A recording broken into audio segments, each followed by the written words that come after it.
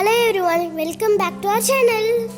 இன்னைக்கு நம்ம சேனல்ல மட்டன் குழம்பு எப்படி செய்யறதுன்னு பார்க்கலாம். தேவையான பொருட்கள்: மட்டன் 1/4 கிலோ, உப்பு, மஞ்சள், வெங்காயம், பட்டை, கிராம்பு, இலை, சோம்பு, உளுத்தம்பருப்பு, குழம்பு மிளகாய்த்தூள், கரம் மசாலா, மல்லித்தூள், மிளகுத்தூள், இஞ்சி பூண்டு விழுது, எண்ணெய், கருவேப்பிலை, கொத்தமல்லி. குக்கரில் 4 டீஸ்பூன் அளவுக்கு எண்ணெய் ஆட் பண்ணிக்கோங்க. எண்ணெய் நல்லா சூடான பிறகு பிரிஞ்சி இலை, சோம்பு, பட்டை, கிராம்பு இது 4 தாளிச்சிருங்க. இது ரோஸ்ட் ஆன பிறகு இதில் 2 டீஸ்பூன் அளவுக்கு உளுத்தம்பருப்பு சேர்த்துக்கிறோம். இந்த வாசனை குழம்போடு சேரும்போது சூப்பராக இருக்கும். இதையும் தாளிச்சிருங்க. இதெல்லாம் நல்லா ரோஸ்ட் ஆன பிறகு நம்ம இதில் வெங்காயம் சேர்த்துக்கலாம். 1/4 கிலோ மட்டனுக்கு 2 வெங்காயம் சேர்த்துக்கிறோம். வெங்காயத்தை கட் பண்ணி சேர்த்து நல்லா வதக்கிடுங்க. வெங்காயம் எவ்வளோ நல்லா வதங்குதோ அந்தளவுக்கு குழம்பு நல்லா ருசியாக இருக்கும். ஸோ இது ஒரு 5 நிமிஷம் நல்லா பச்சை ஸ்மெல் போகிற அளவுக்கு நல்லா வதக்கிடுங்க. அடுத்து இதில் கொஞ்சம் கருவேப்பிலை சேர்த்துக்கிறோம். உங்களுக்கு வேணான்னா விட்டுடலாம், கருவேப்பிலை சேர்த்தா நல்லது, அதனால் அதை கொஞ்சம் அதையும் சேர்த்து வதக்கிக்கிறோம். அடுத்து இதில் நல்லா வதங்கின பிறகு 2 டீஸ்பூன் அளவுக்கு இஞ்சி பூண்டு விழுது சேர்த்துக்கிறோம். இது ராஸ்மெல் போகிற அளவுக்கு நல்லா சேர்த்து வதக்கிக்கோங்க. வெங்காயம், இஞ்சி பூண்டு விழுதெல்லாம் நல்லா வதங்கணும். இது நல்லா வதங்கின பிறகு நம்ம இதில் மட்டனை சேர்த்துக்கிறோம். மட்டன் நல்லா வாஷ் பண்ணி ஆட் பண்ணிக்கோங்க. இதை சேர்த்து நல்லா வதக்கணும். மட்டன் நல்லா வதங்கினா தான் சீக்கிரமாக வேகும். இது ஒரு 5 நிமிஷம் வதக்குனிங்கன்னா அதோட கலரே சேஞ்ச் ஆகிடும்.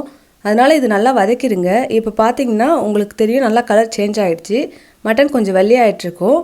இந்த மாதிரி நல்லா வதக்கிக்கோங்க. மட்டன் நீங்கள் வாஷ் பண்ணும்போதே கொஞ்சம் கலர் சேஞ்ச் ஆகிடும். அண்ட் நீங்கள் வதக்கும் போது இன்னும் நல்லா வெள்ளையாகிடும். ஸோ இப்போ இதில் உப்பு சேர்த்துக்கலாம். தேவையான அளவுக்கு இதில் உப்பு சேர்த்துக்கோங்க. அடுத்து இதில் மிளகாய்த்தூள் சேர்த்துக்கிறோம்.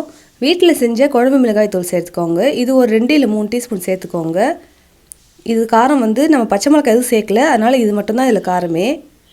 அடுத்து இதில் மல்லித்தூள் சேர்த்துக்கிறோம். அது ஒரு 1/2 டீஸ்பூன் சேர்த்துக்கோங்க. அப்புறம் இதில் மஞ்சள் தூள் சேர்த்துக்கிறோம். நம்ம மட்டன் வாஷ் பண்ணும்போதே மஞ்சள் சேர்த்து வாஷ் பண்ணியிருக்கோம். இருந்தாலும் இது குழம்புல ஒரு 1/4 டீஸ்பூன் அளவுக்கு மஞ்சள் தூள் சேர்த்துக்கோங்க. இதெல்லாம் சேர்த்து நல்லா மிக்ஸ் பண்ணி விடுங்க. அந்த மசாலா எல்லாமே அந்த வெங்காயம் மட்டனோடு சேர்த்து நல்லா மிக்ஸ் ஆகணும். அப்போ தான் குழம்பு நல்லா சூப்பராக இருக்கும். இதெல்லாத்தையும் நல்லா கிளறி விடுங்க. ஒரு 2 நிமிஷம் நல்லா கிளறி விடுங்க. இப்போ பார்த்திங்கன்னா நம்ம சேர்த்த மசாலா எல்லாமே மட்டனோடு நல்லா சேர்ந்துருச்சு.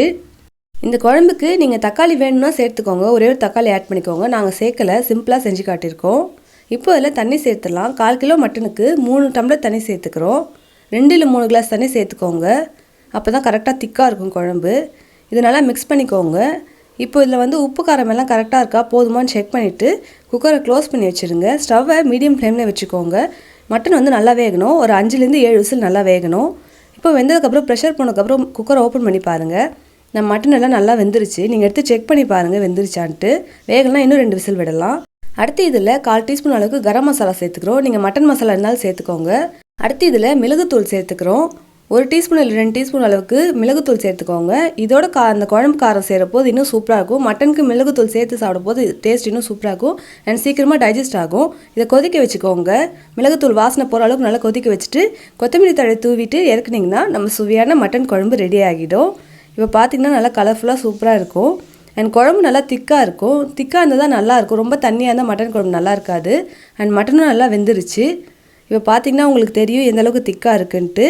வீட்டில் சிம்பிளாக ஒரு மட்டன் குழம்பு செய்கிறது எப்படின்றத காட்டியிருக்கோம். இதை நீங்கள் இட்லி இல்லை தோசையோடு சேர்த்து சாப்பிடும்போது சூப்பராக இருக்கும். சாதத்து கூட சேர்த்து சாப்பிட்லாம், நல்லாயிருக்கும். மட்டன் நல்லா வதங்கி நல்லா வெந்தாலே சூப்பராக இருக்கும். 7 விசில் தான் விட்டோம், அதிலே சூப்பராக வெந்துச்சு. உங்களுக்கு பிச்சு காட்டுற பாருங்கள் எந்தளவுக்கு சாஃப்டாக இருக்குன்னு.